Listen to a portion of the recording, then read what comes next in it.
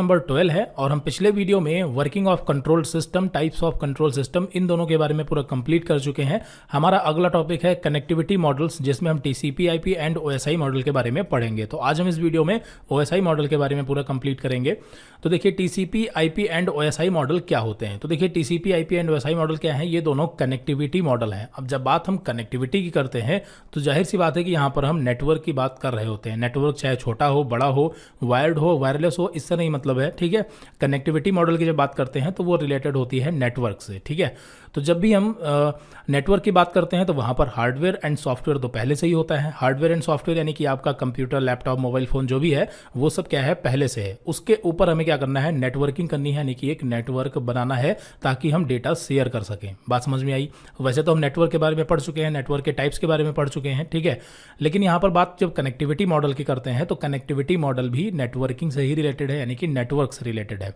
तो हमारा जो नेटवर्क काम करता है वो एग्जैक्टली किस तरीके से काम करता है वो डिफाइन किया गया है ओएसआई मॉडल में। बात समझ में आ गई, ठीक है। यानी कि हमारा जो नेटवर्क है वो किस तरीके से एक डिवाइस से दूसरी डिवाइस में डेटा को सेंड करता है, रिसीव करता है, यानी कि कम्युनिकेट करता है। यहाँ पर मान लेते हैं ये आपके दो डिवाइसेस हैं, वो लैपटॉप, कंप्यूटर कुछ भी हो सकते हैं। अगर इसके बीच में हमें डेटा सेंड या फिर उससे रिसीव करना हो तो इसके लिए हमें नेटवर्क की जरूरत पड़ेगी। और ये जो नेटवर्क है ये एग्जैक्टली किस तरीके से काम करता है ये डिफाइन करता है टीसीपी आईपी या फिर ओएसआई मॉडल। बात समझ में आ गई। अभी दोनों के बारे में पढ़ेंगे तो दोनों में जो डिफरेंस है ये भी आपको समझ आ जाएगा। तो आई थिंक यहाँ पर इतना तो क्लियर हो गया होगा कि जो हम ओएसआई मॉडल पढ़ने जा रहे हैं ये क्या है। ये डिस्क्राइब करता है कि हमारी जो नेटवर्क के बीच में जो डिवाइसेस हैं उनका जो कम्युनिकेशन होता है वो किस तरीके से होता है। और जो ओएसआई मॉडल है ये बस एक थ्योरेटिकल बेस मॉडल है। थ्योरेटिकल का मतलब कि इसका कोई प्रैक्टिकल यूज नहीं है। जैसे एचटीटीपी प्रोटोकॉल हो गए या नेटवर्किंग में और जो हार्डवेयर यूज होते हैं या जो सॉफ्टवेयर यूज होते हैं या फिर जो प्रोटोकॉल यूज होते हैं वो एग्जैक्टली प्रैक्टिकली यूज होते हैं। लेकिन जो ओएसआई मॉडल है ये बस एक तरह से समझ सकते हैं एक एल्गोरिदम का काम करता है। जैसे आपने ओ लेवल M3 में प्रोग्रामिंग पढ़ रखी है, पाइथन, ठीक है। तो वहां पर क्या होता है, पाइथन यानी कि जो हमारी कोडिंग होती है उससे पहले हम क्या बनाते हैं, उसके पहले हम एल्गोरिदम एंड फ्लो चार्ट बनाते हैं। तो जो एल्गोरिदम एंड फ्लो चार्ट है उसको हम कह सकते हैं एक तरह से क्या है, ये थ्योरेटिकल मॉडल है जिससे हम ये पता करते हैं कि हमारा जो प्रोग्राम है, जो कोड है, उसका फ्लो क्या है, उसकी प्लानिंग क्या है, उसको किस तरीके से मैनेज करना, उसका बिहेवियर क्या है। ये एल्गोरिदम और फ्लो चार्ट क्या है, एक तरीके से सिर्फ रेफरेंस मॉडल है, यानी कि थ्योरी है एक तरीके से हम कह सकते हैं। बात समझ में आ गई ना। इसका एल्गोरिदम एंड फ्लो चार्ट का लेना देना प्रैक्टिकल से नहीं होता, लेकिन फिर भी ये जरूरी है ताकि हम समझ सकें कि जो हमारा प्रोग्राम है वो किस तरह से वर्क करेगा या फिर वो किस तरह से काम करता है। बात समझ में आ गई। तो जिस तरीके से प्रोग्रामिंग यानी कोडिंग में एल्गोरिदम एंड फ्लो चार्ट होता है, बिल्कुल ठीक उसी तरीके से नेटवर्क मॉडल में यानी कि कनेक्टिविटी मॉडल में हमारे TCP IP and OSI model होते हैं जो कि सिर्फ थियोरेटिकल रेफरेंस को डिफाइन करते हैं कि हमारा जो नेटवर्क है वो किस तरह से काम करता है। अब इसके कुछ अपने लेयर्स होती हैं, ठीक है। लेयर्स का मतलब सीधा है कि उनको लेवल को डिफाइन कर दिया गया, ठीक है। कि जब हमारा डेटा जो है वो एक कंप्यूटर से दूसरे कंप्यूटर में जब ट्रांसमिट होता है, ठीक है, तो वो किस लेवल से होके गुजरता है, इसी को यहाँ पर लेयर के रूप में यहाँ पर डिवाइड कर दिया गया है। अभी हम पढ़ेंगे ओएसआई मॉडल में 7 लेयर होती हैं, इसे 7 लेयर आर्किटेक्चर भी कहा जाता है। तो बात करते हैं ओएसआई मॉडल की। ओएसआई मॉडल का पूरा नाम ओपन सिस्टम इंटरकनेक्शन है। इसे आईएसओ यानी कि इंटरनेशनल ऑर्गेनाइजेशन फॉर स्टैंडर्डाइजेशन ने 1984 में विकसित किया था। और इस मॉडल में 7 लेयर होती है। ओएसआई मॉडल किसी नेटवर्क में दो यूजर्स के बीच कम्युनिकेशन के लिए एक रेफरेंस मॉडल है। रेफरेंस मॉडल का मतलब सीधा है यही है कि नेटवर्क हमारा किस तरह से काम करता है, बस उसी को यहाँ पर ये डिफाइन किया गया है।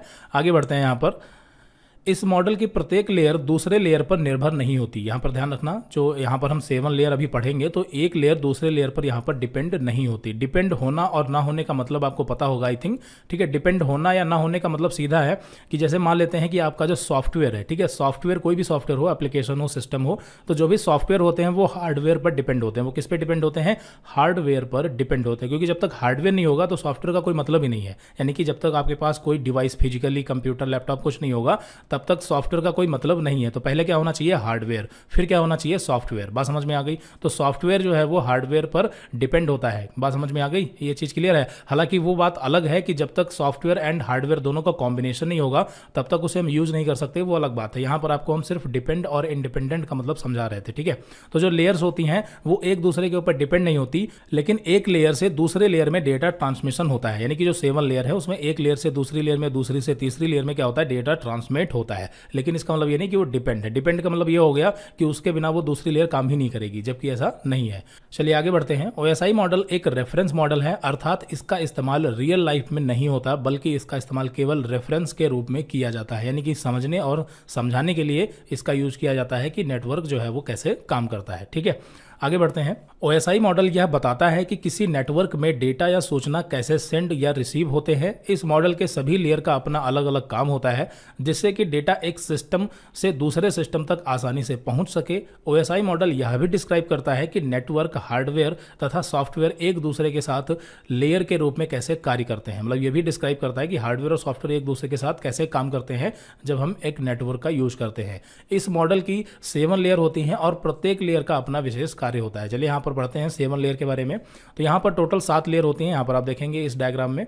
ये आपकी हो गई application layer, presentation layer, session layer, transport layer, network layer, data link and physical layer. बात समझ में आ गई। आपको ज़्यादातर केसेस में डायग्राम आपको इसी तरीके से मिलेगा, जिसमें जो एप्लीकेशन लेयर होगी वो सबसे ऊपर होगी, लेकिन यहाँ पर जब इसको पढ़ा जाता है तो यहाँ पर फिजिकल लेयर जो होती है इसे पहली लेयर माना जाता है। OSI मॉडल की पहली लेयर कौन सी है? फिजिकल लेयर है। ध्यान रखना, अगर कहीं भी आप डायग्राम देखेंगे तो एप्लीकेशन लेयर हमेशा आपको ऊपर मिलेगी, लेकिन नीचे से इसे पढ़ा जाता है, यानी कि जो फिजिकल लेयर होती है ये क्या होती है? पहली लेयर होती है। क्लियर है? फिर दूसरी लेयर कौन सी होती है? डेटा लिंक, तीसरी नेटवर्क, चौथी ट्रांसपोर्ट, सेशन, प्रेजेंटेशन और एप्लीकेशन। एप्लीकेशन लेयर जो होती है वो OSI मॉडल की 7th लेयर होती है। बात समझ में आ गई? तो इतना क्लियर हो गया। अब यहाँ पर हम 7 लेयर के बारे में समझते हैं और डेटा हमारा जो है वो एक कंप्यूटर से दूसरे कंप्यूटर में या एक डिवाइस से दूसरे डिवाइस में किस तरीके से ट्रांसमिट होता है इसको समझते हैं। चलिए तो सबसे पहले बात करते हैं फिजिकल लेयर की। फिजिकल लेयर OSI मॉडल में फिजिकल लेयर सबसे नीचे की लेयर होती है, या फिर OSI मॉडल की सबसे पहली लेयर जो होती है वो फिजिकल लेयर होती है।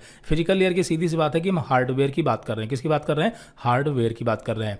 यह लेयर फिजिकल तथा इलेक्ट्रिकल कनेक्शन के लिए जिम्मेदार रहता है, जैसे कि वोल्टेज या डेटा रेट क्या होगा, ये किसकी जिम्मेदारी होती है? फिजिकल लेयर की, वोल्टेज वगैरह को मैनेज करना। इस लेयर में डिजिटल सिग्नल इलेक्ट्रिकल सिग्नल में बदल जाते हैं। जाहिर सी बात है कि जब आपका कंप्यूटर या जो भी डिवाइसेस होगी, अगर डिजिटल डिवाइस है तो वहां पर जो आप डेटा पढ़ रहे हैं, देख रहे हैं, यहां तक कि आप जो PDF में जो भी यहां पर लिखा हुआ है ये क्या है? एक डिजिटल डेटा है। ठीक है, डेटा का एक डिजिटल फॉर्म है, और जब ये डेटा ट्रैवल होता है तो ये क्या होता है? इलेक्ट्रिकल सिग्नल में कन्वर्ट हो जाता है, ताकि ये एक जगह से दूसरी जगह ट्रांसमिट हो सके। ठीक है, तो यहां पर फिजिकल लेयर की ही जिम्मेदारी होती है डिजिटल सिग्नल को इलेक्ट्रिकल सिग्नल में बदलना।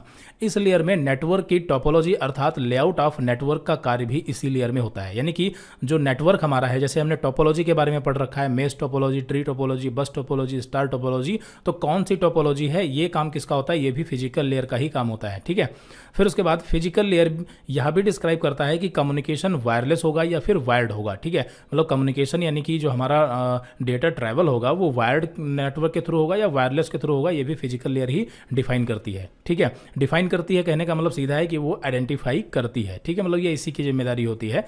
फिर उसके बाद यहाँ पर फंक्शन ऑफ फिजिकल लेयर, यहाँ पर जैसा कि हमने बताया कि ये सब क्या है, ये एक सिर्फ रेफरेंस मॉडल है, यानी कि समझने और समझाने के लिए, बाकी इसका प्रैक्टिकल यूज नहीं होता है। ठीक है, फिर यहाँ पर फंक्शन ऑफ फिजिकल लेयर में फिजिकल लेयर यहाँ डिफाइन करती है कि यह दो या दो से अधिक डिवाइसेस आपस में फिजिकली कैसे कनेक्ट होती हैं।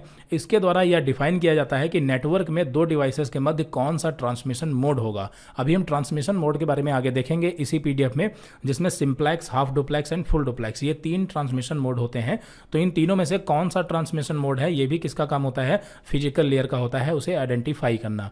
ठीक है, तो यहाँ पर आई थिंक ये चीज़ आपकी क्लियर हो गई होगी। और बाकी यह इंफॉर्मेशन को ट्रांसमिट करने वाले सिग्नल को निर्धारित करता है, यानी कि डिजिटल सिग्नल को इलेक्ट्रिकल सिग्नल में कन्वर्ट करता है। ठीक है, चलिए तो फिजिकल लेयर आपका क्लियर हो गया। फिजिकल लेयर यानी कि हार्डवेयर लेयर हो गई। ठीक है, फिर उसके बाद अगली लेयर है हमारी data link layer. Data link layer OSI model की दूसरी लेयर होती है, या फिर कहें नीचे से दूसरे नंबर की लेयर होती है। इस लेयर में 2 सब लेयर होती हैं, एक होती है मैक और दूसरी होती है LLC। मैक यानी कि मीडिया एक्सेस कंट्रोल, LLC यानी कि लॉजिक लिंक कंट्रोल। ये डेटा लिंक लेयर की 2 सब लेयर होती हैं। इस लेयर में नेटवर्क लेयर द्वारा भेजे गए डेटा के पैकेट्स को डीकोड तथा इनकोड किया जाता है। ठीक है, डीकोड और इनकोड। डीकोड इनकोड का मतलब ये होता है कि हमारा जो डेटा होता है, एक तो होता है इंक्रिप्शन एंड डिक्रिप्शन जो कि प्रेजेंटेशन लेयर करती है, और एक होता है डीकोड और इनकोड। तो हमारा डेटा होता है वो डीकोड और इनकोड कौन करता है? डेटा लिंक लेयर करती है। बाकी अगर आप डीकोड, इनकोड या फिर इंक्रिप्शन और डिक्रिप्शन के बारे में डिटेल में जानना चाहते हैं तो आप यूट्यूब पर सर्च कर सकते हैं, आपको कई सारे वीडियोस मिल जाएंगे, वहां से आप इन चारों चीजों को समझ सकते हैं। डीकोड और इनकोड का क्या मतलब है, एनक्रिप्शन एंड डिक्रिप्शन का क्या मतलब होता है।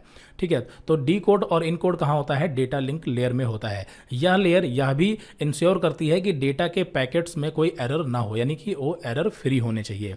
इस लेयर को फ्रेम यूनिट भी कहा जाता है, क्योंकि यहाँ पर जो डेटा हमारा होता है वो फ्रेम में डिवाइड होता है। अभी जो डेटा होता है वो फ्रेम क्या होते हैं, पैकेट्स क्या होते हैं, और कौन से लेयर पर डेटा का क्या फॉर्म होता है वो हम अभी आगे देखेंगे। पहले लेयर्स के बारे में देख लेते हैं, फिर उसके बारे में और देखेंगे। ठीक है, तो यहाँ पर जो हमारा डेटा होता है वो किस में होता है, फ्रेम में कन्वर्ट होता है। ठीक है, डेटा जो है वो डेटा लिंक लेयर पर फ्रेम में कन्वर्ट हो जाता है, इसलिए इसे फ्रेम यूनिट भी कहा जाता है।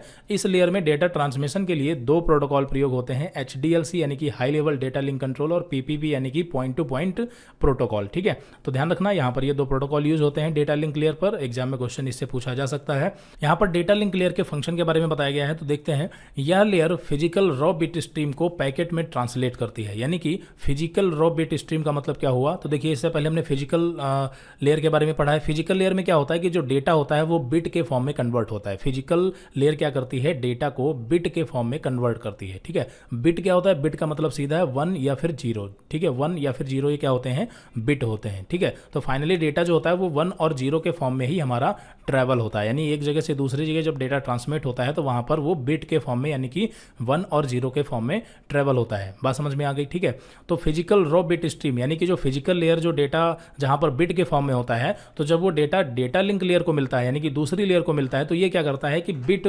स्ट्रीम को ये पैकेट्स यानी कि फ्रेम में ट्रांसलेट करता है, यानी कि फ्रेम में कन्वर्ट करता है, और यह लेयर इन फ्रेम में हेडर और ट्रेलर को ऐड करती है। ठीक है, इसके बारे में भी आगे हम देखेंगे। इसका मुख्य कार्य फ्लो कंट्रोल करना है। इसमें रिसीवर और सेंडर दोनों तरफ से एक नियत डेटा रेट को मेंटेन किया जाता है, जिससे कि कोई भी डेटा करप्ट ना हो। यानी कि कम्युनिकेशन के जो डेटा रेट होती है, डेटा रेट का मतलब कि डेटा जितनी स्पीड से आ रहा है उतनी ही स्पीड से हमें डेटा को रिसीव भी करना होता है। ठीक है, तो ये काम भी डेटा लिंक लेयर का होता है। जब दो या दो से अधिक डिवाइसेस एक कम्युनिकेशन चैनल से जुड़ी रहती हैं, तब यह लेयर निर्धारित करती है कि किस डिवाइस को एक्सेस दिया जाएगा। ठीक है, तो ये सारे काम डेटा लिंक लेयर के होते हैं। तो physical layer, data link layer, फिर उसके बाद अगला हमारा है नेटवर्क लेयर। नेटवर्क लेयर यानी कि IP प्रोटोकॉल के बारे में आपने पढ़ा होगा। तो जो IP प्रोटोकॉल यानी इंटरनेट प्रोटोकॉल होता है वो नेटवर्क लेयर पर काम करता है। नेटवर्क लेयर OSI मॉडल की तीसरी लेयर है, और इस लेयर में स्विचिंग तथा राउटिंग तकनीक का प्रयोग किया जाता है। स्विचिंग और राउटिंग ये क्या है, तो देखिए स्विचिंग के लिए हमें जरूरत पड़ती है स्विच की, जो कि नेटवर्किंग डिवाइस है, हार्डवेयर है, और राउटिंग के लिए जरूरत पड़ती है राउटर की, जो कि हार्डवेयर है, यानी कि नेटवर्किंग डिवाइस है। तो स्विचिंग और राउटिंग यहाँ पर होती है नेटवर्क लेयर में। ठीक है, और इसमें IP प्रोटोकॉल काम करता है। अब ये स्विचिंग और राउटिंग क्या होती है, देखिए इसके लिए हमने बताया कि इसके लिए स्विच और इसके लिए राउटर की जरूरत पड़ती है। तो जो राउटर है वो आपने देखा होगा कि आपके घरों में भी लगा होगा। ठीक है, जिसके पास ब्रॉडबैंड कनेक्शन है वहां पर हमें राउटर मिलता है। राउटर से हम क्या कर सकते हैं, राउटर से हम एक राउटर से यानी कि एक हॉटस्पॉट डिवाइस से आप अपने फोन को भी राउटर बना सकते हैं। फोन में जब आप हॉटस्पॉट ऑन करते हैं और उसके जरिए 2 या 3 लोग या 1 या 2 लोग कनेक्ट होते हैं, तो वहां पर डेटा सभी से आ रहा होता है और आपके फोन से हो करके फिर आगे जा रहा होता है। ठीक है, तो वहां पर क्या होता है कि आपका फोन एज अ राउटर काम कर रहा होता है। अगर फोन में आपने हॉटस्पॉट ऑन कर रखा है तो वो भी एक राउटर का काम करता है। ठीक है, तो राउटर का मतलब सीधा है कि डेटा कहाँ से आ रहा हो, कहाँ भेजना है। तो ये स्विचिंग और राउटिंग जो है वो IP एड्रेस की मदद से नेटवर्क लेयर पर ही होती है। ठीक है, जो इंटरनेट प्रोटोकॉल है वो कहाँ काम करता है, नेटवर्क लेयर पर। और IP एड्रेस जो होता है यानी कि इंटरनेट प्रोटोकॉल, उसे लॉजिकल एड्रेस भी कहते हैं। ठीक है, ध्यान रखना, लॉजिकल एड्रेस कहें या फिर IP एड्रेस कहें एक ही बात है। तो ये काम कहाँ होता है, नेटवर्क लेयर पर होता है। तो आई थिंक यहाँ पर आप समझ चुके होंगे। नेटवर्क लेयर में जो डेटा होता है वह पैकेट के रूप में होता है, और इन पैकेट को सोर्स से डेस्टिनेशन तक पहुँचाने का काम नेटवर्क लेयर का होता है। इस लेयर को पैकेट यूनिट भी कहा जाता है, क्योंकि जो डेटा होता है वो यहाँ पर पैकेट के फॉर्म में होता है। ठीक है, डेटा नेटवर्क लेयर पर किस फॉर्म में होता है, पैकेट के फॉर्म में होता है। ठीक है, अब ये डेटा पैकेट्स क्या होते हैं, ठीक है, इनके बारे में जब हमने ये पढ़ा था O लेवल M1R5 में कि इंटरनेट कैसे काम करता है, तो वहां पर हमने एग्जैक्टली समझा था कि इंटरनेट कैसे काम करता है, किस तरीके से पैकेट में डेटा टूटता है और कैसे आगे जुड़ता है, ये सब हम पढ़ चुके हैं। ठीक है, O लेवल के M1R5 में। किस वीडियो में ये हमें याद नहीं है, ये आप देख लें। Function of network layer. अब बात करते हैं नेटवर्क लेयर के फंक्शन की। नेटवर्क लेयर की मुख्य जिम्मेदारी इंटर नेटवर्किंग की होती है। यह अलग अलग डिवाइसेस में लॉजिकल कनेक्शन उपलब्ध कराती है। मतलब सीधी सी बात है कि नेटवर्क लेयर का काम एक डिवाइस से दूसरे डिवाइस में डेटा को मतलब डेस्टिनेशन तक पहुंचाना, मतलब उसको एक तरह से फैच करना कि कौन सा रूट रहेगा और कौन सा रास्ता सही है। बस ये IP एड्रेस की मदद से ये ढूंढती है और बीच में यूज करती है स्विचिंग और राउटिंग तकनीक का। ठीक है, यह फ्रेम के हेडर में सोर्स और डेस्टिनेशन एड्रेस को ऐड करती है। सोर्स और डेस्टिनेशन यानी सोर्स जहां से मैसेज भेजा जा रहा है और डेस्टिनेशन जहां पर मैसेज पहुंचना है, उन दोनों के जो एड्रेस होते हैं वो फ्रेम के हेडर में ऐड करती है। फ्रेम यानी कि जो हमारा डेटा होता है वो किस फॉर्म में होता है, फ्रेम कहें या फिर पैकेट, वो डेटा पैकेट के फॉर्म में होता है और हर एक पैकेट पर हेडर लेवल लगाया जाता है और उस हेडर लेवल में सोर्स और डेस्टिनेशन दोनों का क्या होता है, एड्रेस होता है। जिस तरीके से अगर आप मान लेते हैं एक लेटर, ठीक है, एक लेटर, ठीक है, पेपर की बात कर रहे हैं, एक लेटर अगर आप पोस्टमैन के द्वारा अगर किसी दूसरे एड्रेस पर भेजना चाहेंगे तो उस लेटर के अंदर क्या होगा, आपका डेटा, आपने जो एप्लीकेशन या जो भी लिख रखा है उसके अंदर होगा। लेकिन उस लेटर के हेडर पर, जिसे हम लेवल कहते हैं, जहां पर जो रिसीव करने वाला होता है उसका एड्रेस, उसका नाम, कॉन्टैक्ट नंबर, ये सारी डिटेल होती है, तो वो क्या होता है, उस लेटर का हेडर होता है। और ये पूरा क्या होता है, एक पैकेट होता है और वो सही एड्रेस पर तभी पहुंचेगा जब उसका हेडर सही हो। ठीक है, तो ये काम कौन करता है, ये नेटवर्क लेयर करती है। जो हमारे फ्रेम होते हैं उसके हेडर में सोर्स और डेस्टिनेशन का जो आईपी एड्रेस होता है उसे डालती है। एड्रेस का इस्तेमाल इंटरनेट में डिवाइसेस को आइडेंटिफाई करने के लिए किया जाता है। ये तो आपको पता ही है कि कोई भी नेटवर्क हो या इंटरनेट हो, उसमें डिवाइसेस की पहचान किससे होती है, उसके एड्रेस से होती है, यानी कि आईपी एड्रेस। ठीक है, आगे बढ़ते हैं। इस लेयर का काम राउटिंग का भी है। यह सबसे अच्छा पाथ यानी कि रास्ता निर्धारित करती है। राउटिंग का मतलब सीधा है, राउटिंग का मतलब कि हमारा जब डेटा एक राउटिंग डिवाइस तक यानी राउटर तक पहुंचता है तो राउटर ये देखता है कि हमारा डेटा कहाँ जाना है और उसके लिए कौन सा रूट सही है, उसी हिसाब से वो डेटा को राउट कर देता है, यानी कि मोड़ देता है। सीधी सी बात है। ठीक है, फिर बात करते हैं ट्रांसपोर्ट लेयर की। ट्रांसपोर्ट लेयर ओएसआई मॉडल की चौथी लेयर है और ट्रांसपोर्ट लेयर पर ही हमारा काम करता है टीसीपी प्रोटोकॉल। वैसे तो हम टीसीपी और आईपी को जब भी पढ़ते हैं एक साथ पढ़ते हैं, लेकिन टीसीपी जो है ये ट्रांसपोर्ट लेयर पर काम करता है, जबकि जो आईपी है वो नेटवर्क लेयर पर काम करता है। ठीक है, तो यहाँ पर जो ट्रांसपोर्ट लेयर है वो ओएसआई मॉडल की चौथी लेयर है और इस लेयर का प्रयोग डेटा को नेटवर्क के मध्य में से सही तरीके से ट्रांसफर किया जाता है।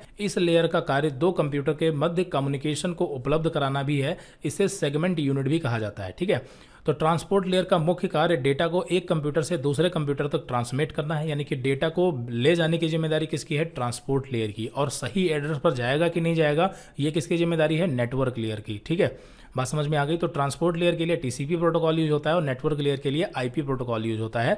इसीलिए कहा जाता है कि इंटरनेट में टीसीपी और आईपी ये दो मेन प्रोटोकॉल हैं, क्योंकि इसकी जिम्मेदारी होती है कि जो डेटा है वो सही एड्रेस पर पहुंचे और इसकी जिम्मेदारी होती है डेटा को ले जाने की। ठीक है, तो ट्रांसपोर्ट लेयर पर टीसीपी काम करता है।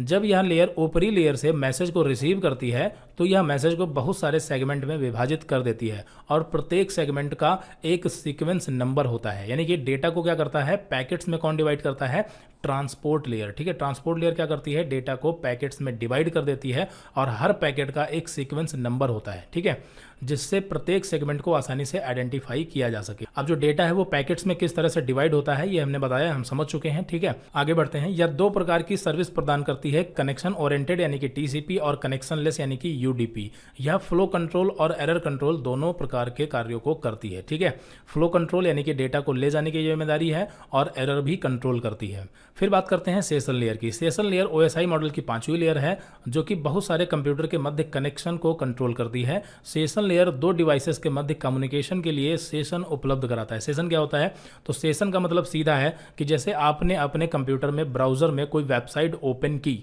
ठीक है, तो वेबसाइट जब आपने ओपन की तो वहां पर आपका सेशन बना, वहां पर क्या हुआ, सेशन आपका बना। फिर आपने उस वेबसाइट में कुछ और सर्च किया, स्क्रॉल किया, ये किया, वो किया, तो वहां पर सेशन आपका चल रहा है, मैनेज हो रहा है। और जब आपने उस वेबसाइट को बंद कर दिया यानी क्लोज कर दिया तो वहां पर सेशन आपका हो गया टर्मिनेट। और इस तरह से आपने अपने ब्राउजर पर हो सकता है कि नए नए टैब ओपन करके बहुत सारी वेबसाइटें आपने ओपन कर रखी हो, तो वो सब अलग अलग सेशन होते हैं। एग्जाम्पल के लिए जैसे आपने अपने ब्राउजर में दो टैब ओपन किए, ठीक है, दो टैब ओपन किए और एक टैब में आपने मान लेते हैं कि किसी एसबीआई बैंक की नेट बैंकिंग ओपन कर रखा है, लॉगिन कर रखा है, और एक में आपने एचडीएफसी बैंक का जो है नेट बैंकिंग लॉगिन कर रखा है। तो दोनों ये अलग अलग सेशन है। अगर आप इसे बंद करेंगे तो ये सेशन टर्मिनेट होगा, अगर आप इसको बंद करेंगे तो ये सेशन टर्मिनेट होगा। ठीक है, यानी कि बनेगा टर्मिनेट होगा। तो ये काम किसका होता है, सेशन लेयर का। तो सेशन लेयर का मतलब समझ में आ गया, सेशन लेयर है जो कि सेशन को मैनेज करती है। आसान शब्दों में कहें तो सेशन लेयर का मुख्य कार्य यह देखना है कि किस प्रकार कनेक्शन को एस्टैब्लिश करना है, यानी बनाना है, मेंटेन करना है और उसे टर्मिनेट करना है। तो ये काम किसका है, सेशन लेयर का होता है। यहाँ पर फंक्शन ऑफ सेशन लेयर, तो सेशन लेयर जो है वह डायलॉग कंट्रोलर की भांति कार्य करती है। यह दो प्रोसेस के मध्य डायलॉग को क्रिएट करती है या सिंक्रोनाइज के कार्य को भी पूरा करती है, अर्थात जब भी ट्रांसमिशन में कोई एरर आती है तो ट्रांसमिशन को दोबारा किया जाता है। ठीक है, तो ये बात हो गई सेशन लेयर की। अब बात करते हैं प्रेजेंटेशन लेयर की। प्रेजेंटेशन लेयर OSI मॉडल का 6वां लेयर है, यानी कि 6 नंबर पर आती है। इस लेयर का प्रयोग डेटा को इनक्रिप्शन तथा डिक्रिप्शन के लिए किया जाता है। ध्यान रखना, इनकोड और डीकोड डेटा कहाँ होता है? डेटा लिंक लेयर पर, और इनक्रिप्शन और डिक्रिप्शन कहाँ होता है? प्रेजेंटेशन लेयर पर। ठीक है, इसे डेटा कंप्रेशन के लिए भी प्रयोग में लिया जाता है। ठीक है, डेटा कंप्रेशन क्या होता है? कंप्रेशन का मतलब डेटा सीधा है कि जब डेटा आपका ट्रैवल होता है तो डेटा कंप्रेस हो जाता है। कंप्रेस से क्या होता है कि आपका डेटा, मान लेते हैं कि अगर 100 MB का है तो कंप्रेस होने के बाद हो सकता है कि वो 90 MB का हो जाए, उसमें जो एक्स्ट्रा स्पेसेस या जो भी होगा वो कंप्रेस हो जाता है। तो कंप्रेशन का मतलब सीधा है कि आपका डेटा अगर 100 MB का है तो वो 90 MB का, मतलब यहाँ पर समझाने के लिए आपको बताया, इतना बचेगा, यानी कम हो जाएगा। ठीक है, और कंप्रेशन के बाद जब दूसरे कंप्यूटर में पहुंचेगा तो वापस से डीकंप्रेस हो जाएगा, यानी आपने भेजा 100 MB का है तो उसे मिलेगा भी 100 MB का, लेकिन जब ट्रैवल हो रहा था तो वो डेटा कंप्रेस था। ठीक है, जिसकी वजह से जो आपका ट्रैवल टाइम है वो बचेगा। ठीक है, तो इसे डेटा कंप्रेशन के लिए भी प्रयोग में लिया जाता है, और यह लेयर ऑपरेटिंग सिस्टम से संबंधित होती है। ठीक है, तो देखिए जो प्रेजेंटेशन लेयर है, और इससे पहले जो हमने सेशन लेयर पढ़ा है, और जो आगे एप्लीकेशन लेयर पढ़ेंगे, ये तीनों जो लेयर हैं ये सॉफ्टवेयर पर वर्क करती हैं। ठीक है, ये कहाँ काम करती हैं? सॉफ्टवेयर पर।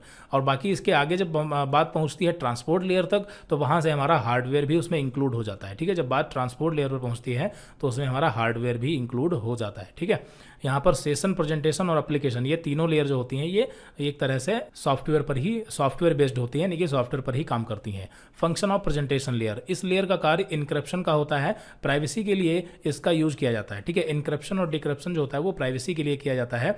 जैसे एग्जाम्पल के लिए मान लेते हैं कि आपने हेलो, ठीक है, यहाँ पर हेलो किसी को भेजना है, तो हेलो अगर आप डायरेक्टली इस तरह से भेज देंगे, इसको सही से लिख लेते हैं। ठीक है, ठीक है, हेलो अगर आप इस तरह से मैसेज किसी को डायरेक्टली भेजेंगे तो कोई भी बीच में इसे देख के आसानी से रीड कर सकता है। लेकिन अगर आप इसको इनक्रिप्ट कर दे, तो इनक्रिप्ट यहाँ पर समझाने के लिए आपको बस बता रहे हैं। ठीक है, जब इसका इनक्रिप्शन होगा तो क्या कर सकते हैं, इसको हम किसी कोड वर्ड के माध्यम से, ठीक है, किसी कोड वर्ड के माध्यम से इसे हम इन वर्ड को आगे पीछे कर सकते हैं। बात समझ में आई?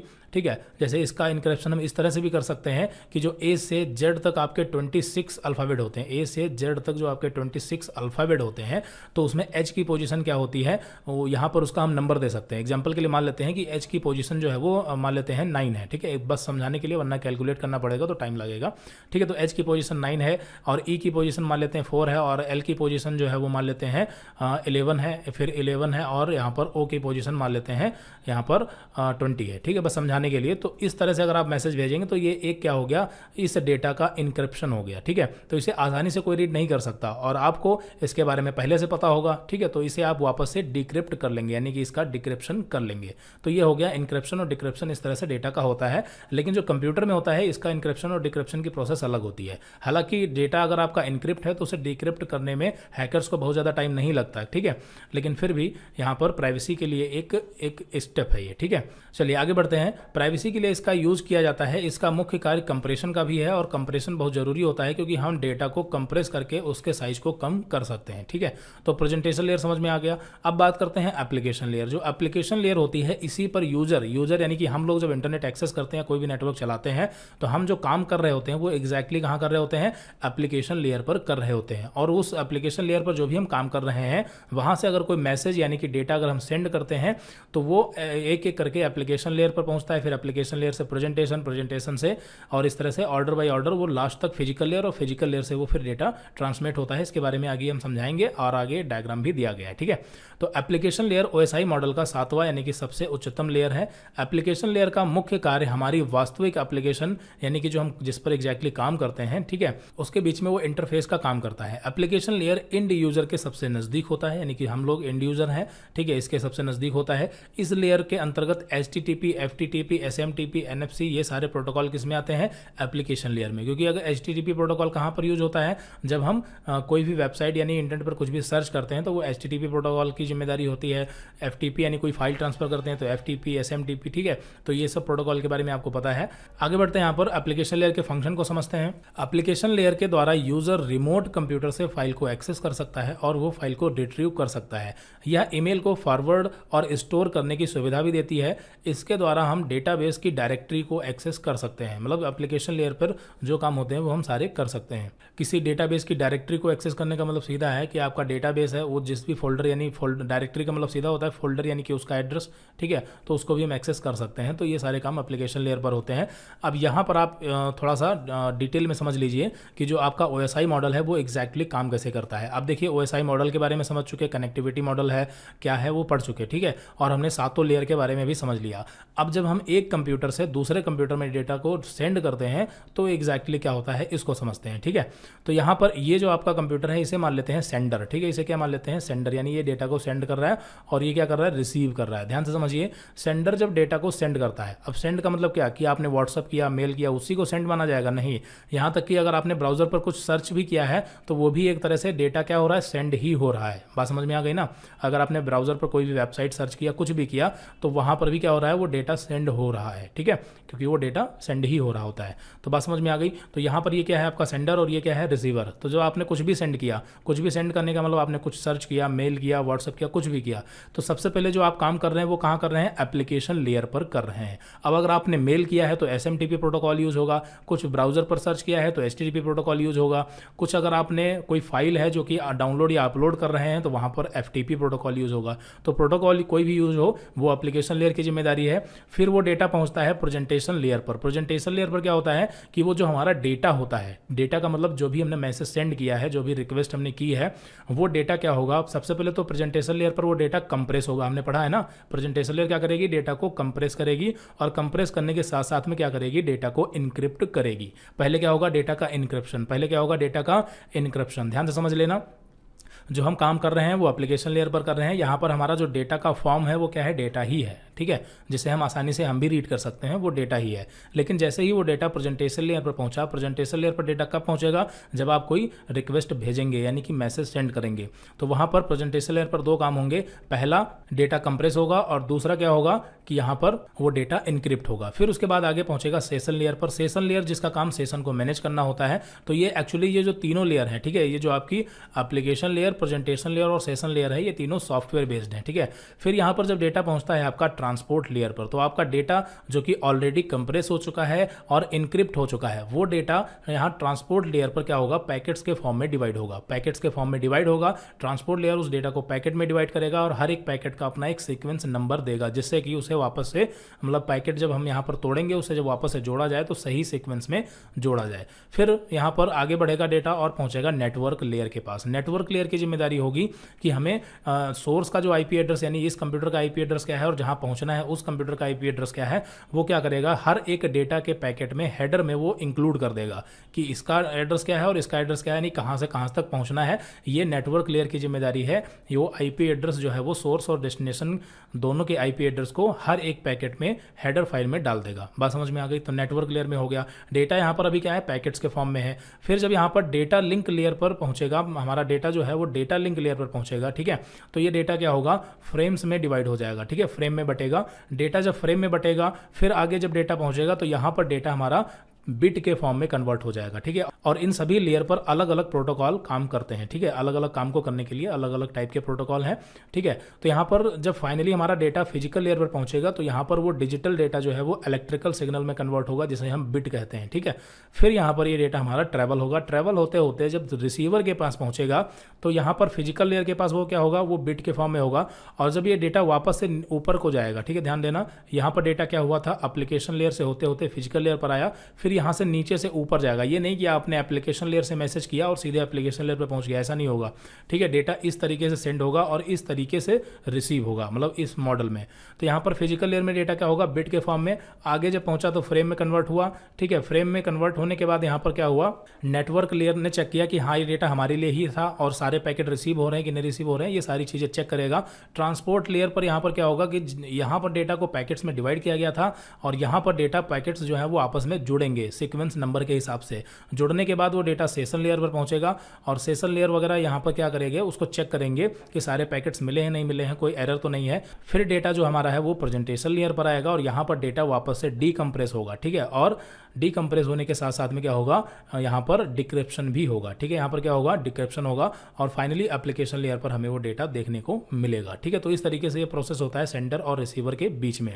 यहाँ पर जो डेटा लिंक लेयर है ये डेटा को इनकोड और डिकोड भी करती है। ठीक है, इनकोड और डिकोड, यहाँ पर क्या होता है, इनकोडिंग होती है डेटा की, जबकि यहाँ पर क्या होता है, डिकोडिंग होती है। बात समझ में आ गई। चलिए, तो ये चीज़ आपकी क्लियर हो गई एग्जैक्टली ओएसआई मॉडल जो है वो किस तरीके से काम करता है किसी भी नेटवर्क के लिए। ठीक है, तो ये एक कनेक्टिविटी मॉडल है। और दूसरा मॉडल हमारा है टीसीपी आईपी मॉडल। तो जो देखिए, अगर हमने ओएसआई मॉडल को अच्छे से समझ लिया है तो टीसीपी आईपी मॉडल जो है वो तुरंत समझ में आ जाएगा, क्योंकि जो टीसीपी आईपी मॉडल है ये पर्टिकुलर बनाया गया है इंटरनेट के लिए, यानी कि www के लिए। ठीक है, वर्ल्ड वाइड वेब, यानी कि इंटरनेट को कनेक्ट करने के लिए, www को एक्सेस करने के लिए टीसीपी आईपी मॉडल बनाया गया है। और ये जो टीसीपी आईपी मॉडल है ये ओएसआई मॉडल के ऊपर ही काम करता है, यानी कि मेन मॉडल कौन सा है, ओएसआई, और उसके ऊपर कौन काम करता है, टीसीपी आईपी। ठीक है, और ये दोनों ही रेफरेंस मॉडल हैं, यानी कि एक तरह से एल्गोरिदम का काम करते हैं, प्रैक्टिकल यूज इनका नहीं होता है। बात समझ में आ गई। तो टीसीपी आईपी मॉडल को हम अगली वीडियो में समझ लेंगे।